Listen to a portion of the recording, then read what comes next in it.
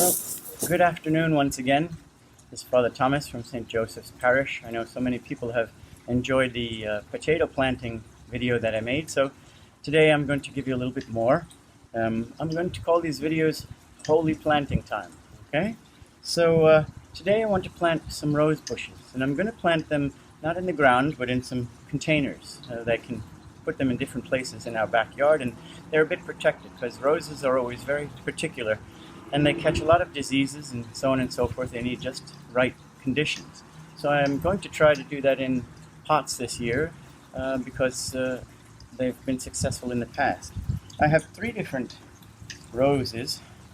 One is Gold, so it's a beautiful yellow rose. Then I have another one that is called Blue Girl. It's a beautiful violet color, or a little bit of a purple. And then I have another one. These are standard roses, by the way.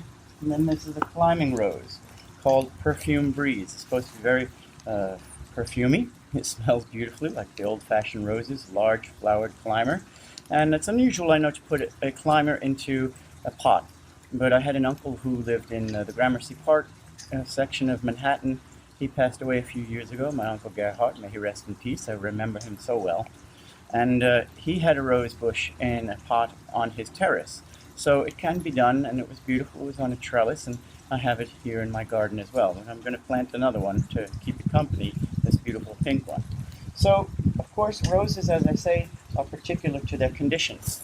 So I have a pot here, an empty one. These two are already prepared for the roses, but I'm going to show you right from the beginning. So you find yourself a nice large pot. Make sure there's a good hole or two for drainage, as this one has. And then you want to just cover up that drainage hole just a little bit.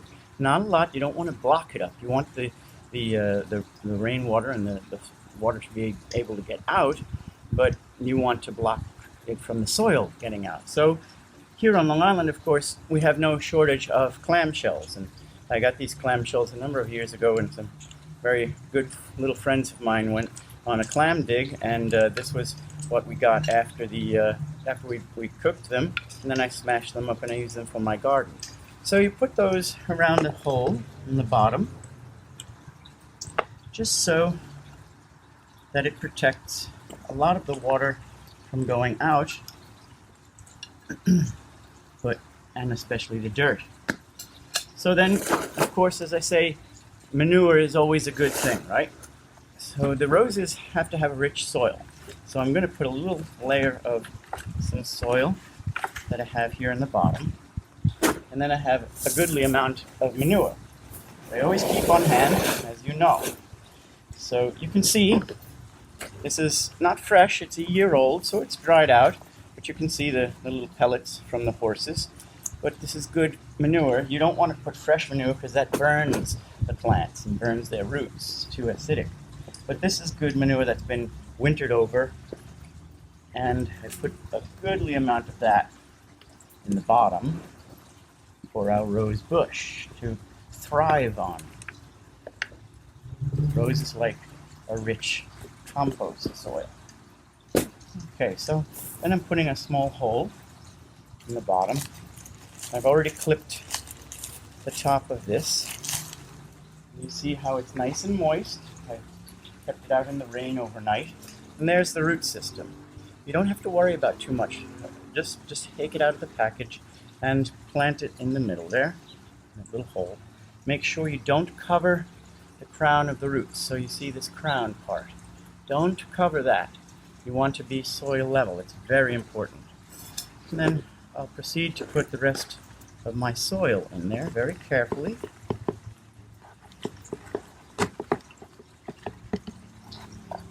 I have to get that around all sides uniformly. And press it down a bit. And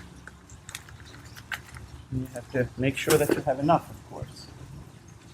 Absolutely. So here's some more good, rich soil that I have left over. Turn the pot a little. As I said, remember, don't cover the crown, because otherwise you get all kinds of problems. You get rot, and that's very bad for a rose. So you want to keep that clean, keep it free. And you press down liberally to make it nice and tight. You don't want air pockets, because air pockets, a lot of little virus and disease and things can get in there, and you don't want that. Just as we don't want it in our air outside here these days, we don't want it in our rose pots either. So there you are. It's very simple. You can see the rose bush is already sprouting, and as I said, it's going to be a climber, so I'll put a trellis onto that later on in the season when it starts to come up, another week or two. And these other two I'll plant in the meantime. But I'm not going to show you that, of course, because you know how to do it now. But I did want to mention that today, of course, is Passion Sunday, or what we used to call Palm Sunday. And this year is very different, of course, because the churches are locked and people can't get their palm, and that's very unfortunate. Here we're trying to keep our palms fresh by putting them in a refrigerator, and hopefully when this is over, we'll be able to hand them out to the people. But it is a very special day for us as Christians, Palm Sunday, to commemorate the triumphal entry of Christ into Jerusalem. I wanted to show you this here. I'm thinking a lot about all those people, EMS workers, and doctors, and nurses, anyone that is doing anything in our hospitals or in our emergency services, caring for all the people in the world today. And they're very afraid, and so as all of us are. But they're doing such beautiful work. They are doing the work that all of us should do as human beings to help one another.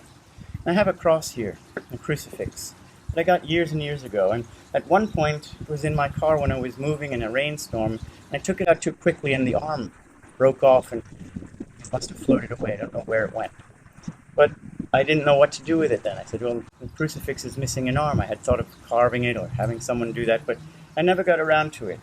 But I saw this weekend and I thought this is very apt for today. We have here a crucifix that's missing an arm.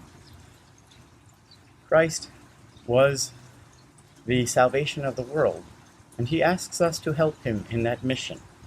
So today and always, we are, in a way, we say his hands, his feet, his eyes, his ears, reaching out to our brothers and sisters and helping them in their burdens.